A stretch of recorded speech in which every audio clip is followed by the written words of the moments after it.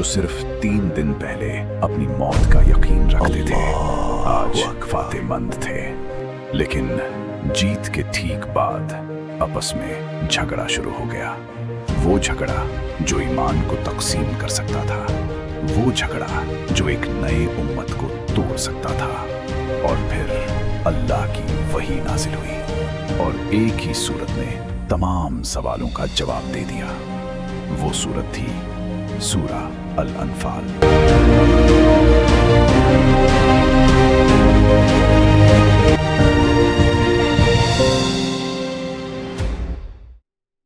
Medina से कुछ फासले पर बदर के मैदान में इस्लाम की पहली और सबसे अहमियत वाली जंग लड़ने वाली थी।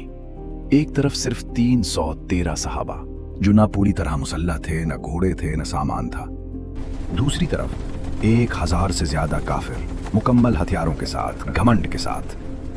लेकिन नबी करीम सल्लल्लाहु अलैहि वसल्लम ने अल्लाह पर तवक्कुल किया और लश्कर रवाना हो गया। जंग शुरू हुई और कुछ ही घंटों में अल्लाह की मदद से मुस्लिम लश्कर ने कुरैश को शिकस्त दे दी।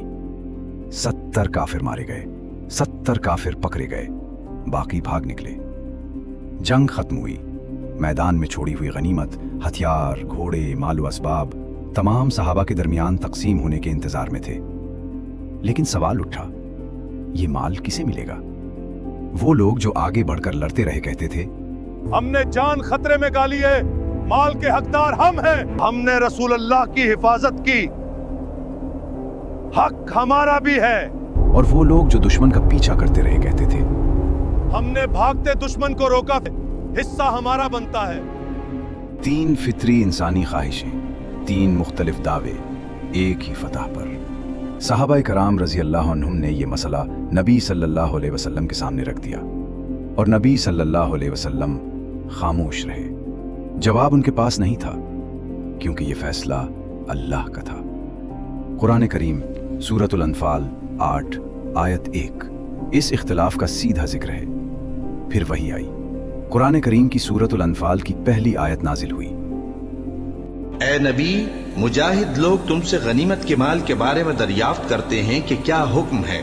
कह दो कि गनीमत अल्लाह और उसके रसूल का माल है, तो अल्लाह से डरो और आपस में सुलह रखो, और अगर ईमान रखते हो तो अल्लाह और उसके रसूल के हुक्म पर चलो। ये जवाब सुनकर सहाबा के दरमियान खामोशी छा गई। न किसी ने हाँ की, न किसी ने ना की, बस तस्लीम, क्योंकि मोमिन का यही काम होता है। लेकिन इस सूरत का सबसे बड़ा पैगाम अभी बाकी था। वो एक आयत जिसने तमाम सहाबा को झंझोड़ दिया। अल्लाह ने फरमाया, और जहां तक हो सके फौज की जमीयत के जोर से और घोड़ों के तैयार रखने से उनके मुकाबले के लिए मुस्तैद रहो, कि इससे अल्लाह के दुश्मनों और तुम्हारे दुश्मनों और उनके सिवा और लोगों पर जिनको तुम नहीं जानते और अल्लाह जानता है, हैबत बैठी रहेगी। और फिर इस सूरत का वो आखिरी पैगाम, अमन का पैगाम। और अगर ये लोग सुलह की तरफ माइल हो तो तुम भी उसकी तरफ माइल हो जाओ और अल्लाह पर भरोसा रखो। ताकत भी और अमन भी, ये है इस्लाम का मीजान। ग़ज़वा बदर सिर्फ एक जंग नहीं थी, वो एक इलाही इम्तिहान था।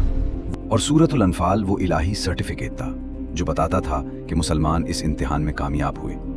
इमाम तबरी अपनी मशहूर तारीख में लिखते हैं, बदर के बाद सहाबा के दरमियान जो इख्तलाफ हुआ वो इंसानी फितरत का हिस्सा था, लेकिन अल्लाह की वही ने वो इख्तलाफ खत्म किया और तमाम सवालों का जवाब दिया।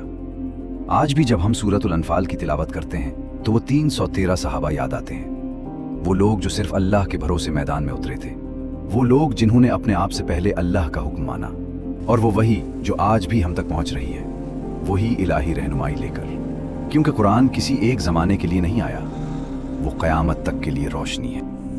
मोमिन तो वो हैं कि जब अल्लाह का जिक्र किया जाता है तो उनके दिल डर जाते हैं, और जब उन्हें उसकी आयतें पढ़कर सुनाई जाती हैं तो उनका ईमान और बढ़ जाता है, और वो अपने परवरदिगार पर भरोसा रखते हैं।